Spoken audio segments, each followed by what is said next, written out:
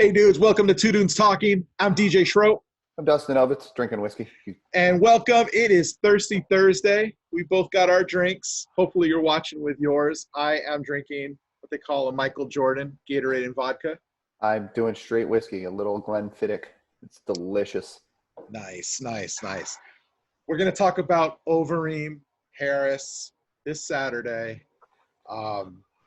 This is 3 fight nights in basically inside of a week, right? You have Saturday, Wednesday, Saturday. If you're a fight fan, this has been an awesome last seven days, right? Yeah, it is. Damn. Go UFC and live events. Fuck. And when you're cooped up, have no place to go, and all you have to do is watch fights, not a bad thing to do. But let's get right into it. Let's start at the top. Overeem, Walt Harris. Last Wednesday's fights with the heavyweights surprised me. They went to places I didn't think that was going to happen. This one's a striker's dream, right? I mean, these two guys are going to want to hit each other, but Overeem's going to want to get in a clinch, being the kickboxer that he is. And he has a very, very impressive resume. Don't get me wrong. He's fought everybody. Walt Harris is an up-and-comer, coming off a really hard situation with the death of his stepdaughter. Let's get into it. Oh, well, I want to know if Overeem's lip is attached again, first of all, because last time we saw him fight, his lip, or whatever that was, got nasty. Nasty. Horrifying. But look, I've loved Overeem for a long time. You know that. We've had discussions about that. I know you have too. But given the situation with Walt Harris, I don't know how in the wide world anybody can root against this dude. I mean, this is one of those fights that I'm like, I don't want either guy to lose because I'm going to feel bad if Walt loses. I'll feel really great for him if he wins. But look, Overeem has got so much experience. But Overeem keeps disappointing, right? I love Overeem just as much as the next guy. He came in with such high praise. That guy was supposed to be a somebody in the UFC. He's disappointed over and over again. I don't know. I think that we're seeing the last tour of Overeem. And as I say it, I'm already hearing what I said about Glover and what happened last night. But does Overeem have it in him for another championship, or is he just taking money fights now to pay the bills? But Walt Harris, everybody's rooting for Walt Harris. Striker, he's going to come out swinging. Overeem's going to want to get in on the clinch and then strike that way. I think this is a toss-up fight, but if I gun to my head, I'm picking Walt Harris. The younger, quicker, has something to fight for guy versus Overeem.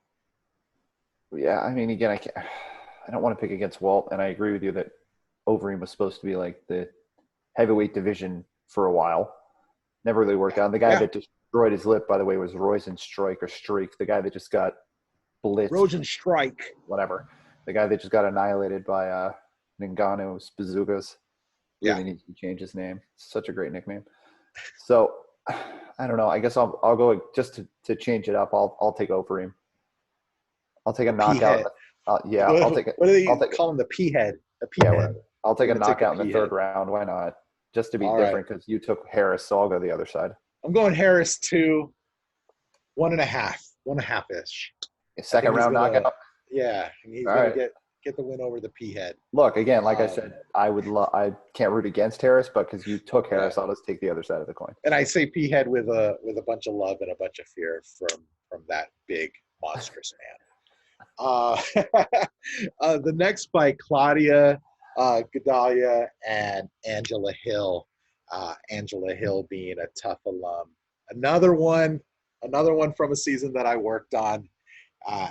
Again, have much love for Angela Hill, but I don't see this going very well for her. I think that this is going to go to the ground, and Claudia is just going to have her way with her.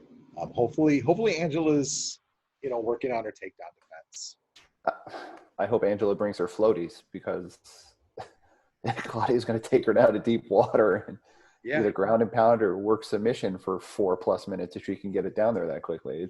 It could be bad. I mean, yeah, Angela is a former kickboxer, and I hate picking against kickboxers because I kickboxed in my life and got utterly destroyed.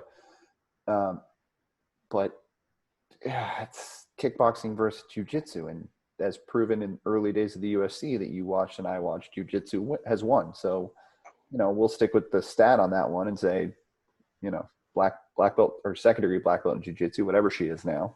Deep water, bring your floaties, and there you go. Next fight, Dan Ige, Edson Barbosa. It's a tale of two divergent careers right now. Ige has won several fights back to back. I think 11 of his last 12, while Barbosa has lost a few.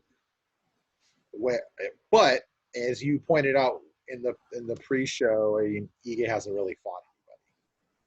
Yeah, I mean, look, I don't blame Ige for who he's fought because you fight who they put in front of you. Yep. And if they don't put anybody big name in front of you, then that's not your fault. You beat whoever.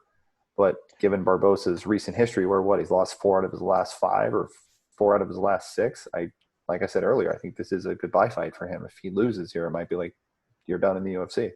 I'm going to say it's a little bit of his fault because if he's fighting shitty fights and he's not pushing the powers that be to get him a good fight, then he's not doing something right. His people aren't doing something right too. I mean, there's a two-way street there. You can't just sit back on and wait for fights to come to you, right? You have to kind of a lot of fighters are learning now. You have to go out and get a fight if you want one. So, yeah, I mean, he is the victim of his resume. I mean, Barbosa's fought a lot of great fighters, has come out on top on a lot of them. I think that this is going to be the fight that gets Barbosa back going to where he needs to go in his division. And I'm taking Barbosa to take Ige out 2.5. So third round. All right. Kick to the head. Kick to the head. You're going head kick? They kick him back to Hawaii. Kick him back. Wow, really? You're picking him to kick him back to the 808. That's a long flight from Jacksonville, by the way. That's like 10 hours right there. Gonzo. All right. Look, I can't argue with you. Barbosa's been through wars with very heavy hitters, great grapplers in his career. So I would take Barbosa too on paper.